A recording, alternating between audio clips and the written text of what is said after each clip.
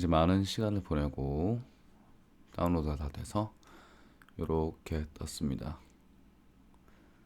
여기서 이제 계속 버튼을 누르면 카타리나가 설치될 거예요. 한번 눌러보죠. 동의하고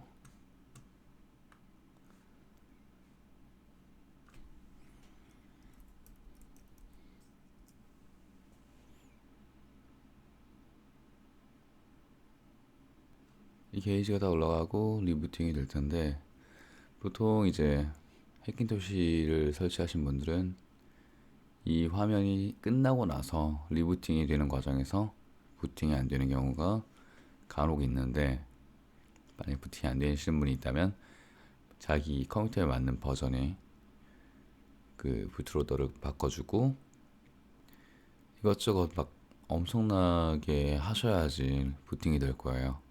그러니까 설치를 하시기 전에 데이터 같은 것들은 전부 다 백업을 해두시고 설치를 해두시는 걸 추천드립니다. 이렇게 세 개의 하드가 있는데, 여기는 맥OS가 깔려 있고 이거는 데이터 폴더예요. 아무것도 없어요. 그냥 그 뭐 게임 데이터를 저장한다든가 아니면은 영상 같은 거를 저장하는 중입니다. 이거는 윈도우 하드예요.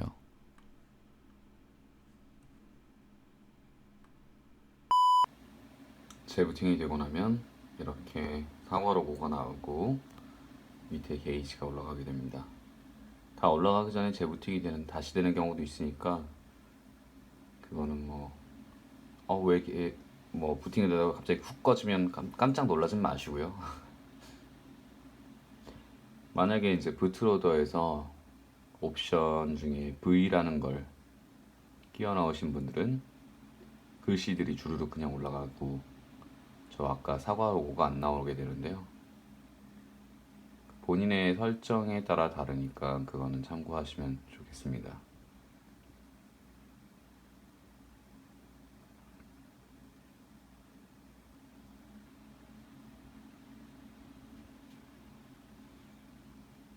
이제 재부팅이 되고 나서 제대로 된 부팅이 바로 다시 시작되게 됩니다.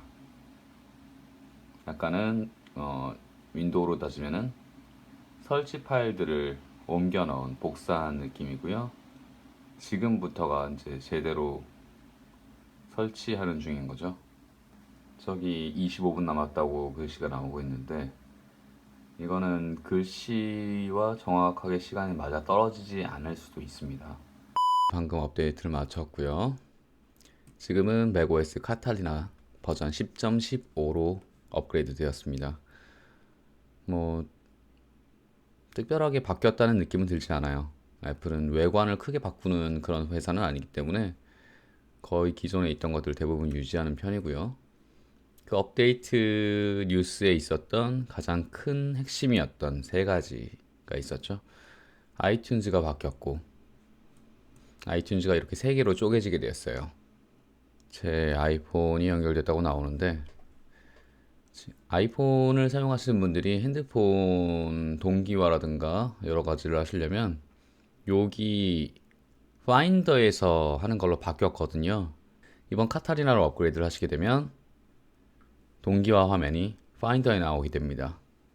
이거는 혹시라도 왜 여기서 동기화 안 돼? 라고 생각하신다면 여기엔 동기화 메뉴가 없거든요. 음악만 나오고. 그리고 이거는 영상 쪽인데 아마 미국이나 많은 나라에서는 여기서 영상을 구매하고 그 영상을 관람하고 뭐 이런 그런 게 될 거예요. 근데 한국은 영상 판매가 애플에서 이루어지지 않기 때문에 애플 TV 앱에서 영상을 구매하실 수는 없습니다. 이건 팟캐스트 앱이에요. 팟캐스트 앱은 예전에 팟캐스트가 아이튠즈에 함께 되어 있을 때랑 같은데 이게 밖으로 따로 나와 있죠. 뭐 세 개로 쪼개지게 되면서 메모리 관리는 확실하게 좀 더 좋아지게 될 거예요. 세 개를 동시에 키지 않는 이상. 예전에는 한 덩어리로 이루어졌기 때문에 메모리를 좀 더 많이 먹었었겠죠. 그리고 여기에 바탕화면에 뜬금없이 재배치된 항목이라는 게 새로 생겼어요. 이걸 한번 볼게요. 재배치된 항목이란 무엇입니까? 최근 macOS 업그레이드 또는 마이그레이션을 진행하는 동안 일부 파일을 새로운 위치로 이동할 수 없답니다. 이 폴더에는 이 파일들이 포함되어 있습니다. 새로운 위치로 이동이 필요한 파일, 일부 파일이 macOS 보안 설정과 호환되지 않는 위치에 있습니다. 이 파일은 사용자가 확인할 수 있도록 보안 폴더로 이동되었습니다.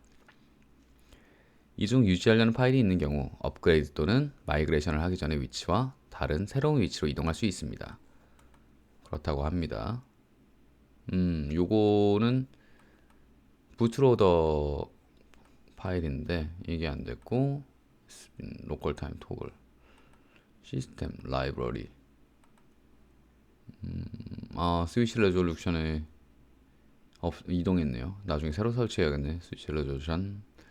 이 스위치 레졸루션은 macOS 상에서 그러니까 커스텀 맥 해킨토시를 사용하시는 분들이 화면 해상도를 레티나 디스플레이로 볼 수 있게 만들어주는 앱인데요.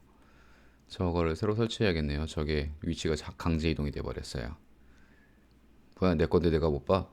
매뉴얼 페이지를 줄여서 맨이라고 부르는데 여기에는 바로 가기밖에 없네요. 파일 자체가 있는 게 아니고 딱히 필요 없을 것 같아요. 이거 지우면 될 것 같은데 그냥 크게 바뀌었다는 게 메모랑 뭐 메일도 있었고요. 메일을 새로 업그레이드 해야 된다고 되네요. 메일이 새로 깔려나 보네요. 지금 메모를 한번 살펴볼까요? 새롭게 바뀐 메모를 살펴봅시다. 원래대로라면 항상 이렇게 리스트로만 나왔었어요. 리스트업이 되는 방식이었는데 여기 왼쪽 위에 요 아이콘이 새로 나왔죠. 갤러리 모드가 됩니다. 갤러리가 되면 이렇게 나오네요. 안에 있는 숫자까지도 확실하게 읽을 수 있는 걸 보면 문서들도 대충은 알아볼 수 있게 보이게 될 거예요. 뭐 여기까지입니다. 딱히 크게 바뀐 건 없는 것 같고요. 혹시라도 그 해킨토시를 사용하셔서 업그레이드를 하셔야겠다 하는 분들은 꼭 반드시 커뮤니티 사이트라든가 여기저기 가셔서 본인의 사양이 설치가 바로 가능한지 아닌지 알아보시고요. 만약에 본인의 사양이 설치가 바로 되는 사양이 아님에도 그러니까 하드웨어적 이런 호환성 문제가 있을 수 있기 때문에 바로 설치되지 않는 사양인데 설치를 시도하시면 굉장히 많은 시간을 들여야 될 수도 있어요. 지금 저 같은 경우에는 그냥 한 방에 그냥 설치가 돼 버렸는데 이거는 호환성을 100%로 해놔서 그런 거거든요. CPU, 뭐 그래픽 카드, 메모리는 뭐 다 호환이니까. 그리고 기가바이트 메인보드가 macOS를 위한 뭐 세팅이 들어갔다고 그 루머에는 있었는데 확실하게 모르겠는데 이렇게 세 가지가 구성이 되어 있으면 특별한 삽질 없이 바로 설치가 가능하고요. 지금 이거는 그냥 업데이트 받아서 업데이트 버튼만 누른 상태예요. 한 방에 업그레이드가 된 거죠. 그런데 만약에 애초에 처음에 설치하실 때 이런저런 장치들이 필요하셨던 분들은 시도하시면 같은 장치들이 필요할 수도 있어요. 가령 부트로더 버전이 따라서 안 되는 경우도 있고 그 시스템 익스텐션 파일들 그러니까 텍스트 파일들을 새로 설치하셔야 될 수도 있어요. 그러니까 설치하시기 전에 다시 한번 확인하고 그 다음에 설치하시기 바랍니다. 오늘은 여기까지 할게요. 그럼 좋은 하루 되시고요. 안녕.